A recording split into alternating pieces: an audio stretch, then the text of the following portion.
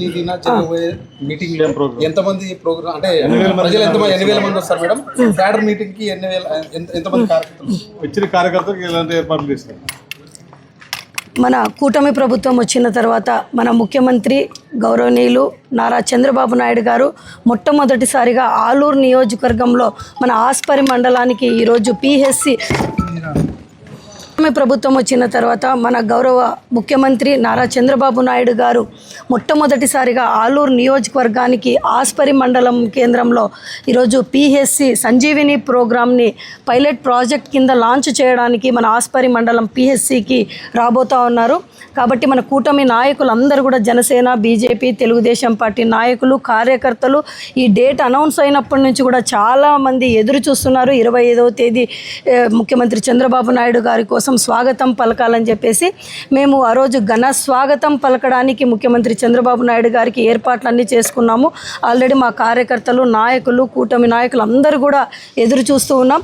ముఖ్యంగా ఆ రోజు ప్రజావేదిక దగ్గర దాదాపుగా 15,000 మంది పైన కూడా మన ప్రజలు కూడా వస్తూ ఉన్నారు. నాయకులు, కార్యకర్తలు ప్రతి ఒక్కరు కూడా వస్తూ ఉన్నారు. అలాగే క్యాడర్ మీటింగ్ కూడా జరగబోతూ ఉంది. దాదాపుగా 1,200 మంది మా తెలుగుదేశం పార్టీ నాయకులు, కార్యకర్తలు ఈ క్యాడర్ మీటింగ్లో కూడా పాల్గొనబోతూ ఉన్నారు. అలాగే పిహెచ్సి ప్రోగ్రామ్కి కూడా, సంజీవిని ప్రోగ్రామ్కి కూడా అక్కడ లాంచ్ చేయబోతూ ఉన్నారు సార్. ఇలా ఎన్నో ఈ 2 సంవత్సరాలలో మన ఆలూరు నియోజకవర్గంలో ఎన్నో అభివృద్ధి కార్యక్రమాలు జరిగాయి. గతంలో ఎప్పుడూ లేనంత విధంగా 15-20 సంవత్సరాలలో లేని అభివృద్ధి మన కూటమి ప్రభుత్వం వచ్చిన తర్వాత, మేము ఇన్ఛార్జ్ అయిన తర్వాత కూడా రోడ్లు అయితేనేమి, మంచినీటి సౌకర్యం అయితేనేమి, పిహెచ్సిలు అయితేనేమి, విలేజ్ హెల్త్ సెంటర్స్ అయితేనేమి ఎన్నో కూడా రావడం జరిగింది. మరో ముఖ్య విషయం ఏమంటే గతంలో ఎన్నో సంవత్సరాలుగా గత వైసీపీ ప్రభుత్వంలో పెండింగ్ ఉన్న నగరడోన బ్యాలెన్సింగ్ రిజర్వాయర్ని కూడా మొన్న సార్ కూడా కాంట్రాక్టర్కి బిల్లులు కూడా చెల్లించడం జరిగింది. తొందరలోనే ఆ వర్క్ కూడా స్టార్ట్ అవబోతోంది. ఎందుకంటే గతంలో అక్కడ చిప్పగిరి మండలంలో ఎమ్మెల్యేగా పనిచేశారు ఆ మండలానికి సంబంధించిన వ్యక్తి. అలాగే ఇప్పుడు ఉన్న జెడ్పీటీ ఎమ్మెల్యే కూడా విరూపాక్షిగా కూడా అక్కడ ఎమ్మెల్యేగా పనిచేశారు. కానీ వాళ్ళ ప్రభుత్వంలో, వైసీపీ ప్రభుత్వంలో ఎక్కడ కూడా పట్టించుకోలేదు, రైతులను కూడా పట్టించుకోలేదు. కానీ మన ముఖ్యమంత్రి చంద్రబాబు నాయుడు గారు ఆ కాంట్రాక్టర్కి దాదాపుగా 16 కోట్ల రూపాయలు కూడా చెల్లించి రైతుల కోసం వెంటనే పనులు కూడా స్టార్ట్ చేస్తూ ఉన్నారు. కాబట్టి ఈరోజు ఆ బ్యాలెన్సింగ్ రిజర్వాయర్ ద్వారా దాదాపుగా 4,500 ఎకరాలకు రైతులకు ఆయకట్టు కింద కూడా నీళ్లు, సాగునీటి సౌకర్యం కలుగుతుంది. అలాగే ఈ రిజర్వాయర్ ద్వారా కూడా బోర్లు కూడా రీఛార్జ్ అవడంతో అదనంగా కూడా ఒక 4,500 ఎకరాలకు కూడా సాగులోకి వస్తుంది. అలాగే ఈ గ్రౌండ్ వాటర్ రీఛార్జ్తో బోర్లు కూడా రీఛార్జ్ అవడంతో తాగునీటి సౌకర్యం కూడా మెరుగుపడుతుందని కూడా చెప్తా ఉన్నాం. అలాగే వేదవతి ప్రాజెక్ట్ ఏదైతే ఉందో గతంలో మన ముఖ్యమంత్రిగా 2014-19లో చంద్రబాబు నాయుడు గారు ఉన్నప్పుడు 200 కోట్ల రూపాయలు ఫండ్స్ కూడా రిలీజ్ చేయడం జరిగింది. కానీ తర్వాత వచ్చిన ఈ సైకో జగన్మోహన్ రెడ్డి ఆ పనులను కూడా ఎక్కడికక్కడ ఆపేయడం జరిగింది. కానీ మళ్ళీ ఇప్పుడు ముఖ్యమంత్రి చంద్రబాబు నాయుడు గారు మన కూటమి ప్రభుత్వం వచ్చిన తర్వాత ఇప్పుడు పనులు కూడా మొదలు పెట్టడానికి ఆల్రెడీ ఎన్విరాన్మెంటల్ పర్మిషన్స్ కూడా వచ్చాయి. కాబట్టి దీనితో కూడా దాదాపుగా ఆలూరు నియోజకవర్గానికి 60,000 ఎకరాలకు రైతులకు సాగులోకి వస్తుంది. అలాగే ఆదోని, మంత్రాలయంకి సంబంధించిన అక్కడ కూడా 10,000 ఎకరాలతో మొత్తం 80,000 ఎకరాలకు కూడా సాగునీటి సౌకర్యం కలుగుతుంది. అలాగే తాగునీటి కూడా చాలా గ్రామాలకు కూడా ఈ అవకాశం మంచిగా జరుగుతుంది అని చెప్పేసి కూడా తెలియజేస్తాం. ఇలా ఏదైనా అభివృద్ధి మన ఆలూరు నియోజకవర్గం ఎంతో వెనకబడిన ప్రాంతం. అభివృద్ధి జరిగిందంటే అది ఒక ముఖ్యమంత్రి చంద్రబాబు నాయుడు గారి వల్ల మాత్రమే జరిగిందని చెప్పేసి కూడా మేము చెప్తున్నాం. ప్రజలందరూ కూడా మాట్లాడుతూ ఉన్నారు. చంద్రబాబు నాయుడు గారు వస్తేనే ఆలూరు నియోజకవర్గంలో అభివృద్ధి జరిగిందండి. కాబట్టి స్వచ్ఛందంగా ఈరోజు ఆయన కోసం ఎదురు చూస్తున్నాం.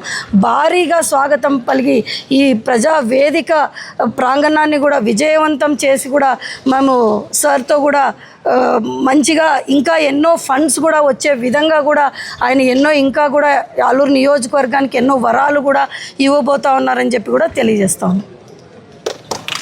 తారీఖున అంటే శనివారం రోజున గౌరవ ముఖ్యమంత్రి వర్యులు శ్రీ నారా చంద్రబాబు నాయుడు గారు ఆలూరు నియోజకవర్గానికి మొట్టమొదటిసారిగా అంటే ఉమ్మడి గవర్నమెంట్ ఏర్పడిన తర్వాత మొట్టమొదటిసారిగా రావడం జరుగుతుంది. కాబట్టి ఏర్పాట్లు కూడా ఇన్ఛార్జ్ శ్రీమతి జ్యోతి గారు ఆధ్వర్యంలోన భారీ ఎత్తున ఏర్పాట్లు చేయడం జరిగింది. అదేవిధంగా ఇక్కడ ఫస్ట్ టైం రావడం జరుగుతుంది కాబట్టి ముఖ్యమంత్రి గారికి పిలవడానికి, అంటే ముఖ్యమంత్రి గారిని చూడడానికి, అదేవిధంగా ముఖ్యమంత్రి గారిని కలవడానికి కూడా ఆలూరు నియోజకవర్గంలో ఉన్నటువంటి క్యాడర్ అయితేనేమి, ప్రజలైతేనేమి చాలా ఉత్సాహంగా ఉన్నారు. ఎప్పుడెప్పుడు వస్తారా అని చెప్పి ఎదురు చూస్తూ ఉన్నారు.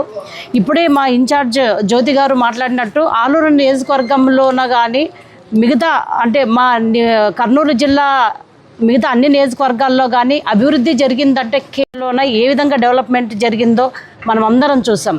తర్వాత 2019 నుంచి 24 వరకు గొడ్డెల పార్టీ వచ్చిన తర్వాత ఏ విధంగా విధ్వంసం జరిగిందో రాష్ట్రంలో అనేది మనం అందరం కూడా చూసాం. ఒకప్పుడు రోడ్లు ఎలా ఉండేవి, ఇప్పుడు జ్యోతి గారి ఆధ్వర్యంలోన ఆలూరు నియోజకవర్గంలోన ఎంత డెవలప్మెంట్ జరుగుతుంది, ఎన్ని కోట్లతో రోడ్లు డెవలప్మెంట్ జరుగుతుంది అనేది మనం ప్రత్యక్షంగా చూస్తున్నాం. ఈరోజు ప్రతి ఒక్క చోట కూడా రోడ్డు బాలేని చోట అంతా కూడా ముఖ్యమంత్రి గారితో మాట్లాడి, అదేవిధంగా మిగతా అధికారులతో మాట్లాడి, మిగతా మినిస్టర్లతో మాట్లాడి జ్యోతి గారు ఎన్నో కోట్ల రూపాయలు ఈరోజు తీసుకువచ్చి ఇక్కడ ఫండ్ ఏర్పాటు చేసి రోడ్లు అయితేనేమి, తాగునీటి సమస్య అయితేనేమి, వాటిపైన మరీ ముఖ్యంగా మొన్ననే మేము నిమ్మల రామనాయుడు గారితో కూడా మీటింగ్లో పాల్గొన్నప్పుడు, రివ్యూ మీటింగ్ జరిగినప్పుడు వేదవతి పైన చాలా స్పెషల్గా మాట్లాడడం జరిగింది. ఎందుకంటే అంతకుముందు 2014-19 ముందు మా గవర్నమెంట్లోనే దాదాపుగా 1940 కోట్ల నిధులతో ఈ వేదవతి ప్రాజెక్టుని ఏర్పాటు చేయడం జరిగింది. కానీ జగన్మోహన్ రెడ్డి గారు గొడ్డెల పార్టీ వాళ్ళు వచ్చిన వెంటనే ఈ ప్రాజెక్టులన్నిటిని కూడా పక్కన పెట్టేశారు.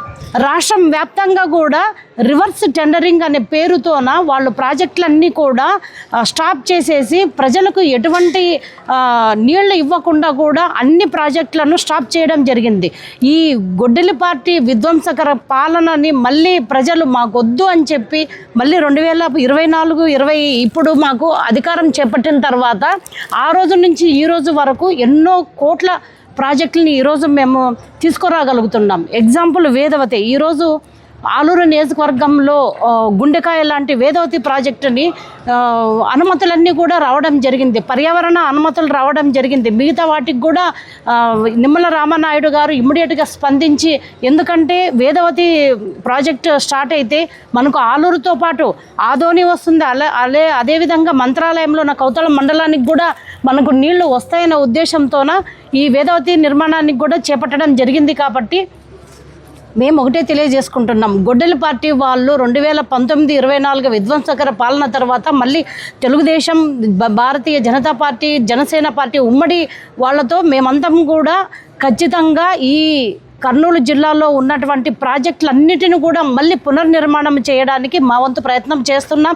అదేవిధంగా వేదవతితో పాటు ఆర్డీఎస్, గుర్రాఘవేంద్ర, గుండ్రేవుల ప్రాజెక్టు వీటన్నిటినీ కూడా తొందరలోనే నిర్మాణాలు స్టార్ట్ అవుతాయని చెప్పి ఈ సందర్భంగా తెలియజేసుకుంటాం. మొన్ననే పత్తికొండకి, జొన్నగిరికి మేము వచ్చినప్పుడు రివ్యూ మీటింగ్లో కూడా చంద్రబాబు నాయుడు గారు దాదాపుగా 100 కోట్లు విడుదల చేయడం జరిగింది. కాబట్టి వీటన్నిటికీ ఏమైనా చిన్న చిన్న పనులు ఉంటే ఫస్ట్ స్టార్ట్ చేయండి అని చెప్పి విడుదల చేయడం జరిగింది. కాబట్టి మరీ ముఖ్యంగా ఆలూరు నియోజకవర్గంలో ఎప్పుడెప్పుడో ఎదురు చూస్తున్నటువంటి కార్యకర్తలు ఇక్కడ మా పార్టీ ఎమ్మెల్యేగా గెలవకపోయినా కూడా దాదాపుగా 30 సంవత్సరాలకు పైగా కార్యకర్తలు అందరూ కూడా ఎంతో పట్టుదలతో తెలుగుదేశం పార్టీ ప్రభుత్వం రావాలి, తెలుగుదేశం పార్టీ ఇక్కడ ఎమ్మెల్యే గెలవాలని ఎంతోమంది కూడా శ్రమించినటువంటి కార్యకర్తలు, నాయకులు చంద్రబాబు నాయుడు గారు కోసం 1000 కళ్ళతో ఎదురు చూస్తున్నారు. వాళ్ళకి ఈరోజు శుభవార్త అనే చెప్పాలి. ఎందుకంటే క్యాడర్ మీటింగ్లో దాదాపుగా గంట పైనే కూర్చుంటారు సార్, మీ అందరితో మాట్లాడతారు, అన్ని విషయాలు కూడా కూలంకషంగా చర్చిస్తారు. కాబట్టి ప్రతి ఒక్క కార్యకర్త కూడా చాలా ఉత్సాహంగా రాబోయే ఎలక్షన్స్లో, మాకు తొందరలోనే స్థానిక సంస్థల ఎలక్షన్స్ వస్తున్నాయి, వాటన్నిటికీ కూడా ఇదంతా ఒక బూస్టింగ్ లాగా మాకు ఉపయోగపడుతుందని చెప్పి ఈ సందర్భంగా తెలియజేసుకుంటూ, మరీ ముఖ్యంగా చంద్రబాబు నాయుడు గారు కర్నూలు పశ్చిమ ప్రాంతంలోన దాదాపుగా ఇప్పుడు 3వసారి రావడం, అంతకుముందు అంటే నేను అధ్యక్షురాలు అయిన తర్వాత 3వసారి రావడం, అంతకుముందు కూడా వచ్చారు.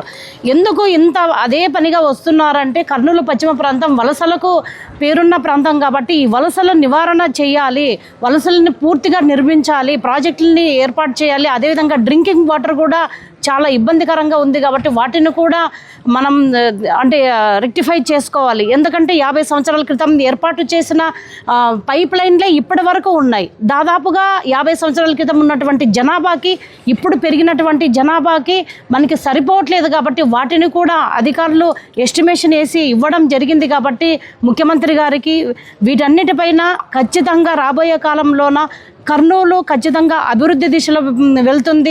సంక్షేమంతో పాటు అభివృద్ధి పైన కూడా మేము దృష్టి పెట్టాం కాబట్టి ఖచ్చితంగా కర్నూలునే మా ఉన్నటువంటి ఎమ్మెల్యేలు అయితేనేమి, ఇన్ఛార్జీలు అయితేనేమి, మినిస్టర్లు అయితేనేమి, అదేవిధంగా నిమ్మల రామానాయుడు గారి సహకారంతోన కర్నూలుని అభివృద్ధి దిశలో ఏర్పాటు చేసే విధంగా మేమందరం కూడా ప్రయత్నం చేస్తాం. మాట్లాడన్నా 25వ తారీఖు మన రాష్ట్ర ముఖ్యమంత్రి వర్యులు నారా చంద్రబాబు సార్ గారు కర్నూలు జిల్లా ఆలూరు వెనుకబడిన నియోజకవర్గానికి రాబోతున్నారు. ఈరోజు ఈ 2-3 నెలల్లో మా కర్నూలు జిల్లా పశ్చిమ ప్రాంతంలో ఎమ్మెనూరు, మంత్రాలయం, ఆలూరు, కర్నూలుకి ఎన్నోసారి వచ్చిపోయినారు. మీరు అందరూ గ్రహించాలి. గతంలో జగన్మోహన్ రెడ్డి గారు భద్రత వేసి పైన వచ్చి భద్ర కట్టుకొని వచ్చి ఎట్లా పోయారని మీరే చూడండి. ఇప్పుడు ఇంత పబ్లిక్గా ప్రజలకు కలవాలి, ప్రజల సమస్యలు తీర్చాలి, ప్రజలతో మేము ఉంటామని ఎంత నిర్భయంగా చంద్రబాబు సార్ గారు ఈరోజు పర్యటిస్తున్నారు. మీరు అందరూ గమనించాలి. ఈరోజు నిన్న మాట ప్రకారం విద్యార్థులకు అందరికీ ఈరోజు నిన్న మొత్తం అందరూ మేము ప్రెస్ మీట్ ఇచ్చుకుంటున్నాం. కృష్ణమ్మక్క జిల్లా అధ్యక్షురాలు మేము తీసుకుంటాము. అప్పుడే 11-20 నిమిషాలకి అందరి అకౌంట్లో డబ్బులు పడ్డాయి.